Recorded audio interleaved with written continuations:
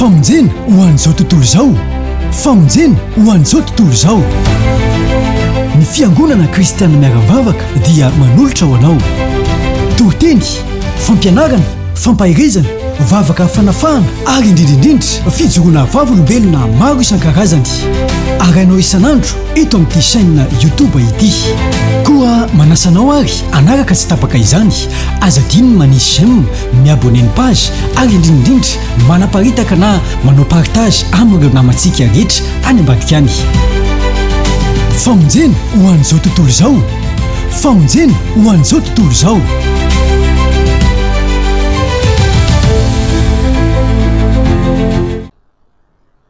Toriteny toko faharoa ambin'ny folo.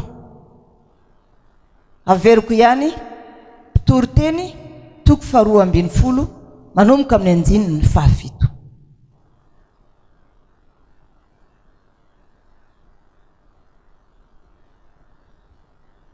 Toriteny zany ambadika ny ohabolana. Efa mahita ny ohabolana ianao dia ambadika an'izay ny toriteny toko faharoa ambin'ny folo amin'ny andininy fahafito, vakina aminaran'i Jesosy Kristy Tompo mpanjakany voninahitra manao hoe: ka ny vovoka dia iverina amin'ny tany ho toyiny teo, fa ny fanahy kosa iverina amin'Andriamanitra izay nanome iny. Averiko anaran'i Jesosy Tompo, ka ny vovoka dia iverina amin'ny tany ho toyiny teo, fa ny fanahy kosa iverina amin'Andriamanitra izay nanome iny. Amen. Averiko fanotelony, ka ny vovoka dia iverina amin'ny tany ho toyiny teo, fa ny fanahy kosa iverina amin'Andriamanitra izay nanao iny. Amen. Eto zany aloha dia ianao afaka mijerena tsara. Hijery sika ny mahakasika ny hoe fahavelomansika sy ny fahafatesana. Sarovo tsara fa ny velona dia mahalala fa ho faty izy. Sika ve tsy mahalala hoe mbola andalo an'izany fahafatesana izany daholo ny olombelona rehetra? Fantantsika zany. Fantantsika zany. Dia fantanina mipetraka hoe reny olona maty naleviny reny ve mbola nisy nandeha tambaravarantsika nandondona? Ny maty tsy mahalala na inona na ina. Jerevy tsara ny tahaka ny fijoroana bambela tamin'ny alina. Ary mbola mafisiko androany. Vehivavy io zany dia maty izy. Ary rehefa maty izy dia ny zavatra nisy nanantena izy hoe efa kamboty raisy reny. Ary efa manana pray tapotelo maty. Dia rehefa ho faty izy dia nanantena fa iona any am-pasana na iona any an-koatra na iona amin'izay toerana misy ny maty any, dia ho tsenaina amin'ny fomba manetriketrika izy, satria navita be tamin'ny famadihana ary netrehitra fa ny vatana izay avadika famadihany reny. Dia noetreretiny fa misy fanahy tokoa, fanahy reny olo reny tokoa dia mahita azy ary misodrano azy, ka noho ny soa rehetra vitany tamin'ny maty dia nanana ny fanantenana hoe raha miala eto zany raha maty dia mety ho tsenain'ny dada sy neny ary piraitapo amiko anankitelo ireo zay vao ny fianakaviana maty rehetra. Kanefa diso fanantenana izy fa ny maty ny vatana dia iverina vovoka tahaka ny tamin'ny namoronana ihany. Na manahoana ny fahaizana sy ny fahasaran-tarea bika manendrika, dia tsy maintsy atao anaty saina hoe ny vatana tsy maintsy iverina ho vovoka ihany. Ary zany foana no ananarako ansika amin'ny fahamasinana na tsy hitany masoko azy ianao. Zany foana nanarako anao amin'ny fahamarinana mba hijoronao na tsy hitany masoko azy ianao. Ny toe-ponao ataovy madio. Raha manana olana mpanompon'Andriamanitra ianao, tsy mampanina anao manetry tena, miresaka aminy. Raha manana olona amin'ny namanao ianao, olana tsy mampanina manetry tena, fa ny fanahinao diovy tsara. Fa ity vehivavy ity rehefa maty naleviny hitany daholo tamin'ny fahafatesany ny olona nytomany azy tena ory izy hitany zany hoe maty zany izy ary hitany ny olona nytomany tratra teo mihitsy izy niandry ny vatany teo rehefa maty izy de fanany teo fanany efa tsy afaka ifandray amin'ny velona kikika aza le fanahy tsy henony nofo zany fa nofo de manohitra ny fanahy ary hitany mihitsy izy nentina tany am-piangonana de zavatra nampalelonao izy rehefa nentina tany am-piangonana mba anisan'ny diako natao ihany ary anisan'ny mpiandry de tsy le fanago no nentina mbavaka fa inona nentina tany am-piangonana le nofo mangatsika iny nentina tany am-piangonana ary rehefa farany de nodidina anazy ny fandray tanana no boribory didina n'le vatapaty iny le mpiandry sy ny diakona namany de nivavaka moa ve mbola misy fiantraikany amin'ny vatana mangatsika ny vavaka tsy misy tsony ary nalahelo izy hoe tonga saina tanteraka zao ve zany ny zavatra mitranga amin'ny olona ka izany rehefa maty ny olona de le vatany mangatsika indray no ivavahana fa sy ny fanainy teo aloha izy de nanona fahaditsompanantenana ny apôstôly Paul misy olona misingidiny re atirareo mijery sy fantarareo ny ora sy ny fotoana joiny zany zavatra ohatran'ireny atinareo mijery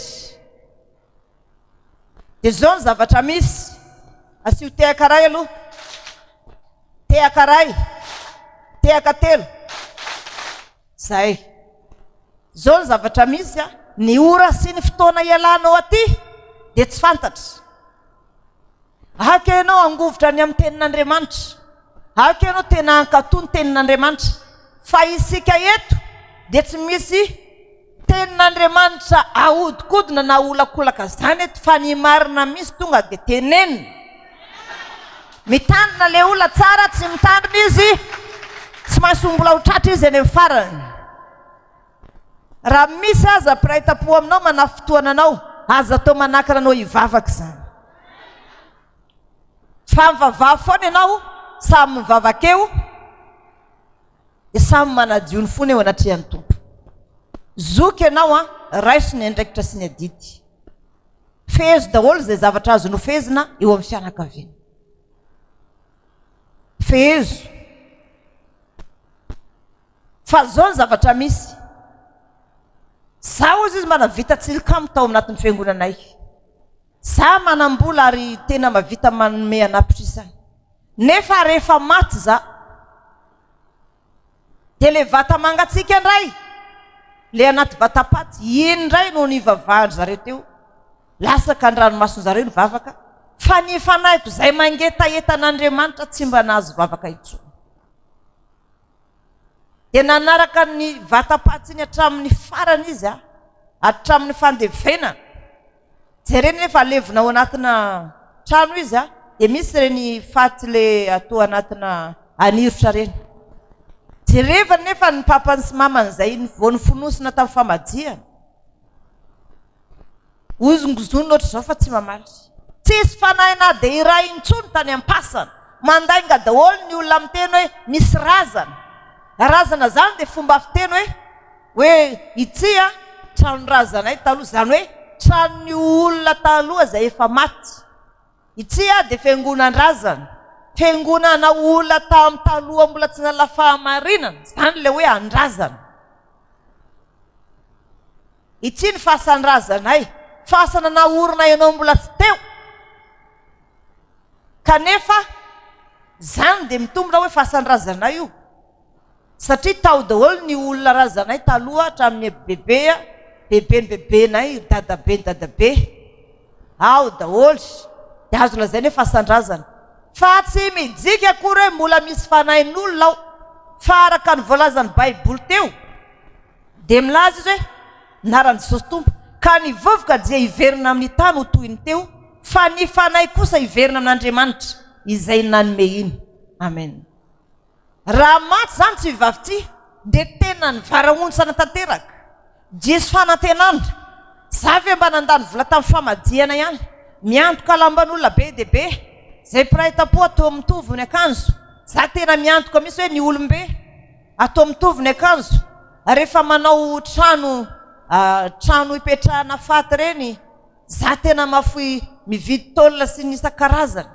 tena ataoko tsara misy tsara laza eo amin'ny fianakaviana ary maro ny olona nanotrona ny fatiny no ny soa vitany tamin'ny maty rehetra fa na dia nanao soa tamin'ny maty azy sika dia efa maty izy eo nolon'ny fianakaviana sy ny mpamangy dia sy maintsy karakaraina ny faty ary sy maintsy aretantory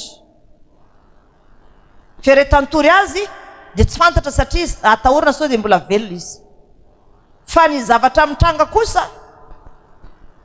zavatra mitranga dia aoka ho fantatrao fa raha miala ety ka manota ny olona na manota ianao ka manao ny fanao ratsy rehetra dia saroa fa ny vatantsika io na mpiangona manao olona dia hiverina vovoka io fa tsy mbola nisy olona maty ka nitehirizina tao an-tranomanitra ny enim-bolona na ray taona fa atao aizy izy anlevina na izy alevina na tany na atao anatitra na trano pasana tsy mivoaka tsony reny tsy mivoaka tsony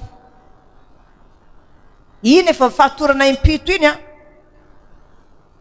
dia iny ihany koa efa mampafantatra antsika hoe sisininninina iny zany vao maty izy tonga dia misaraka ny vatana sy ny fanao dia ny vatantsika zany tsy maintsy alevina daholo na iza raha iza maty hitany masonao dia sy maintsy nalevina dika an'izany ohatra ny mandevina fako reny be dia be reto fako reto dia angadio tany aloha andeverina ny reto fa besaka loatra na dorana ilay fako dia sy maintsy alevina zany hoe sisy dika an'sony iny hiverina vovoky na tsara taremanao na ampijiro anaty saina fa ianao raha maty dia sy maintsy alevina ary tsy manasafidy intsony ianao fa tsy maintsy alevina na manahoana na manahoana ny fahasaran-tarenao dia efa miandry anao ny tany izay andevenana efa miandry anao ny fahasan-drazana izay andevenana ny vatana dia afaka alevina ao anatin'ny fahasan-drazana na nirotra anaty tany rehefa sy tianao hiaraka ilevina amin'ilay mpanota ao anaty fahasan-drazana ao daholo manko mpisorotoka sy ny mamono tena sy ny anina mitambatra ao daholo alevina dia raha sy tianao iny dia hoy zany hoe za atao aniditra rehefa maty dia sy maintsy alevina anaty tany zany rehefa niditra ary beton be misy eo ambony zany midika fa sy ilaina ntsony ny vatana rehefa maty dia hiverina vovoka iny fa ny fanahy kosa ho aizy hiverina amin'Andriamanitra manahoana azy ny fiomanantsika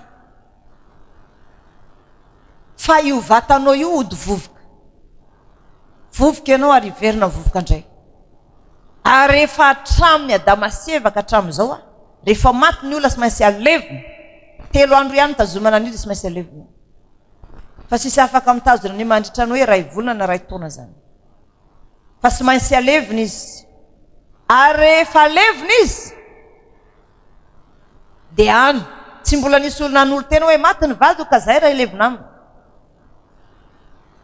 fa sy maintsy ariny olona iny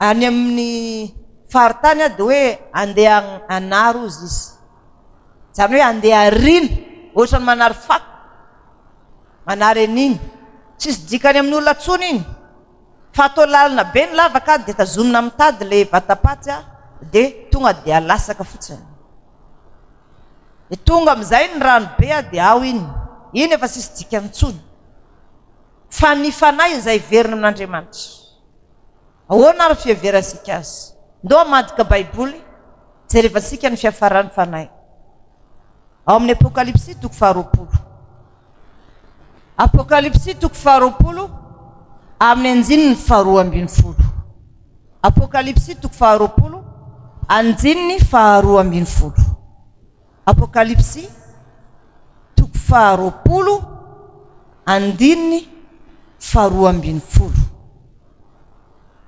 ovakina amin'aran'i Jesosy tompana hoe ary nahita ny maty aho na ny lehibe na ny kely nitsangana teo anolohan'ny sy vendrianany ary novelarina ny boky ary nisy boky iray koa novelarina dia ny boky ny fiainana zany ary ny maty dia notsaraina araka izay zavatra voasoratra teo anatin'ny boky araka ny asany. Ary ny ranomasina dia namoaka ny maty tao anatiny, ary ny fahafatesana sy ny fiainantsika namoaka ny maty tao aminy. Dia samy notsaraina araka ny asany izy, ary ny fahafatesana sy ny fiainantsika dia natsipy tany amin'ny fariafo. Izany ny fahafatesana faharoa dia ny fariafo. Ary raha nisy tsy hita voasoratra teo amin'ny bokin'ny fiainana dia natsipy tany amin'ny fariafo izy. Amen. Ahoana ny fahazahoana ny ten'Andriamanitra? Rehefa maty zany ny olona dia ny vatany verina vovoka, alevina na arina, alevina anaty tany iny mba sy hipopotra intsony, na atao anaty fasandrazana dia tena hijina mafy. Ary sy misokatra io fasana io raha sy efa misy mandevina indray na afaka 3 taona any na 4 taona misy maty indray zay vao misokatra. Na levina anirotra ao anaty tany ao dia tonga dia asiana beton be eo ambony. Tsika an'izany tsy afaka ho velona intsony ny olona zay maty rehefa levina izy. Fa ny fanahiny apetraka amintsika zany fanontaniana. Ny fanahiny amin'izay araka ny tenin'Andriamanitra io hitsangana na ny maty zay tao anaty ranomasina tany amin'ny fiainantsika dia hitsangana avokoa eo anatrehany zay fiandrian'Andriamanitra. Ho velarina ny boky zay misy ny tantarany, ary ho velarina ny boky ny fiainana. Dia izay sy voasoratra ao anatin'ny boky ny fiainana dia alefa izy any amin'ny fary rehetra. Tsy moramora zany ry havana ny fiainantsika eto ambony tany. Tsy moramora zany hoe maty zany ianao dia hiala maina fotsiny. Tsy misy miala maina zany eo anatrehan'Andriamanitra, fa ny fanahy tsy maintsy miverina amin'Andriamanitra, satria tsy mahita le ianao rery fotsiny. Ohatran'ny tsy vavy tsy zao dia izy rery fotsiny vezivezy teo amin'ny fasana. Tena nanafadisompanantenana be izy satria efa nandaniny arenany tamin'ny famadihana sy ny isan-karazany, nanantena hoe raha maty izy dia ahita ny rainy sy ny reniny, kanefa sy izay ny zavatra nisy, sy izay ny zavatra niseho, fa fahadisompanantenana tanteraka no nitranga. Fahadisompanantenana ny fanahy rehetra zay nantenainy hitsena azy tsisy teo tsony fa niverina tany amin'Andriamanitra. Izy ihany koa zany tsy maintsy hiverina amin'Andriamanitra. Dia dinio tsara nanontany azy ono araka ny tenin'Andriamanitra amin'ny fahalotona-paty, satria tamin'ny famadihana anao dia naka an'le tsy le batanan'ireny faty reny sy natoriny dia nalainao iny sy iny dia natorinao mba nifandrinao. Zany hoe naloto ampaty hatramin'izay ianao, naloto ny fadimbolona hatramin'izay, naloto tamin'ny terabao hatramin'izay, naloto tamin'ny famorana zaza hatramin'izay. Moa ave ianao efa nidio. Tsy fantatra ozy izy zany fidiovana zany. Dia vakiko tamin'ny tenin'Andriamanitra zay azoazoko hoe mba tadidiko tao anat'izay. Ianao ve mba efa nitandrina ny sabata fa sy fitandremana sabata ne ka mahafaty? Tsy fantatra ozy izy sabata zany. Ary ianao ve mahafantatra fa hiverina vovoka ianao? Ieno ozy izy efa nalevina mihitsy ka efa ao anaty fasana. Ary ny manodidina ny fasana io dia misy olona anirotra dia tena nalevina, kanefa tsy misy fanahin'ireo olon'ireo tsony na ny fanahiny bebe sy dadabe na ny fanahiny ray aman-dreny koa hitsenana fa zarery ihany no mandehandeha eto ary tratra ny fahamoizam-po sy fahadisompanantenana. Za nandeha any an-tranonay raha tsy hita ny vady aman-janako akory ary tsy afaka mihinan-kanina fihinan'ny olona intsony fa efa fanahy. Dia inona zany ho azy zao mba eritreritrao? Ka tsy nitoriana taminay ozy ny fahamarinana fa ao aminay afaka mitanjatanjaka, ao aminay afaka manamboatra volo, lokomena, kiraro avo.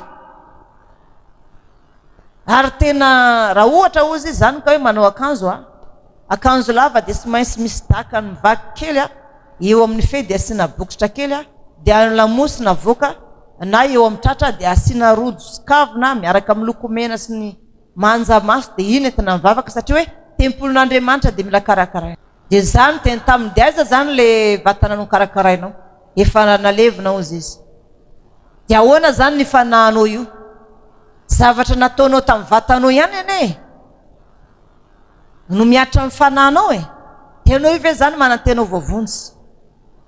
Tsy fantatra loza izy fa treto raha ny fahamarina teneninao zany dia tsy ho voavonjy mihitsy. Za zany dia tena tsy mitsitsy miteny hoe mahatovy eo anaty saina fa sy io varotra io foana na io mandeha miasa io foana ao anatin'ny sainao. Dia mifomaraina mandeha miasa na mandeha mivarotra, marina fa sy mainsy atao zany fa mbola olombelona isika sy mainsy mihinana. Fa ny fanahinao kosa mba karakarao mba sy avosaringotra amin'ny fotoana elanao eto.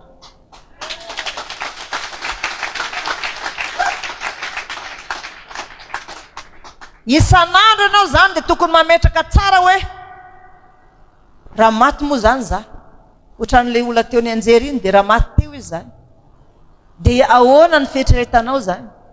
Olona hivavaka zany antondriny dia raha sanatra izy maty teo satria tsy mahalala ny ora sy ny fotoana ialana eto sika. Fa ny anjarantsika izay zavatra ataonao amin'ny nofinao io ihany no ahafahanao voasoratra amin'ny bokon'ny fiainana naranao na tsy voasoratra. Maro ny olona kamo manao anjara fanapaha, maro ny olona manandranandra tena. Sarovy fa ny fanandratantena dia mampietra ianao enatren'Andriamanitra. Raha manandratena ianao dia ahetrin'Andriamanitra, fa raha manery tena kosa ianao dia asandratr'Andriamanitra.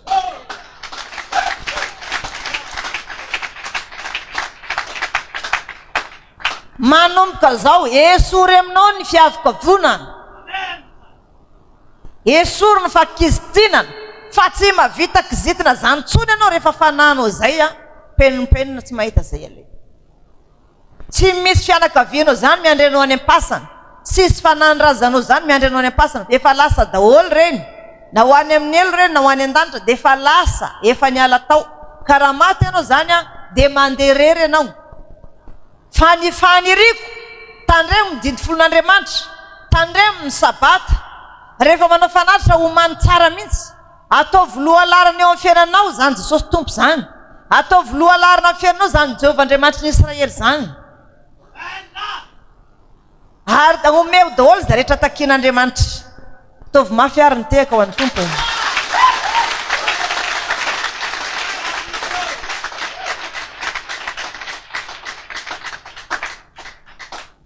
Ny zavatra rehetra tsy azo atao dia aleo tsy atao. Fa na inona filazanao sy mikontinitsony ny fahalalana olona rehefa maty, hoe za ve mahalala olona amboniny dia rehefa maty dia tsy mifandraisony ny nofo sy ny fanahy. Na mandeha ao an-trano raha ny fanahy tsy hitany namany, tsy hitany havany. Famonjena ho an'izao tontolo izao, famonjena ho an'izao tontolo izao. Ny fiangonana kristianina miara-mivavaka dia manolotra ho anao. Tohiteny, fampianarana, fampahirizana, vavaka fanafahana ary indrindrindrindra fijoroana vavolombelona maro isan-karazany. Arainao isan'andro eto amin'ity chaîne YouTube ity. Koa manasanao ary anaraka tsy tapaka izany, azadiny manisy j'aime, miabonné ny page ary indrindrindrindra manaparitaka na manao partage amin'ireo namantsika rehetra any ambadika any. Famonjena ho an'izao tontolo izao, famonjena ho an'izao tontolo izao.